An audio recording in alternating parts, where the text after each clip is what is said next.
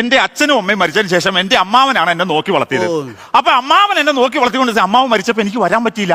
ഞാൻ അമേരിക്കയിൽ ബിസിനസ് ആണ്. ആയിക്കോട്ടെ സുഹൃത്തെ, ഇപ്പൊ തന്റെ പ്രശ്നം എന്താന്ന് വെച്ചപ്പോ ഇപ്പൊ പ്രശ്നം വെച്ചാൽ ഈ അമ്മാവൻ മരിച്ചതിന് ശേഷം അമ്മാവന്റെ ആത്മാവ് അമേരിക്കയിൽ വന്നു എന്നെ ശല്യപ്പെടുത്തിയാണ്. വിസയും പാസ്പോർട്ടും ഇല്ലാതെ ആത്മാവല്ലേ, അതിന് എവിടെ വെള്ളം വരാൻ ആരും കാണത്തില്ല. വല്ല ആത്മാവുമായിട്ട് ജീവിച്ചാൽ മതിയായിരുന്നു. അതാകുമ്പോ ശാന്തയുടെ അടുത്ത് പോകാൻ ആരും പേടിക്കുന്നു. ശാന്തയുടെ കാര്യം പറഞ്ഞാൽ അല്ലല്ല, ആത്മാവിന് ശാന്തി കിട്ടണം. ശാന്തി ഇല്ലാത്തതുകൊണ്ടാണ് അമേരിക്ക വരെ വന്ന് പേടിക്കുന്നത്. അതെ അതെ, ഇപ്പൊ സംഭവം അറിയോ, അമേരിക്കയിൽ എന്റെ ബിസിനസ് ഈ ആത്മാവ് കാരണം മൊത്തം തകർന്നു. തന്നല്ല എനിക്ക് കുട്ടികളും ഉണ്ടാവുന്നില്ല. ബിസിനസ് പറഞ്ഞു ഓക്കെ, കുട്ടികളില്ലാത്ത ആത്മാവിന്റെ തല കൊണ്ടിടല്ലേ? തെറ്റാണോ അത്? ഇല്ല.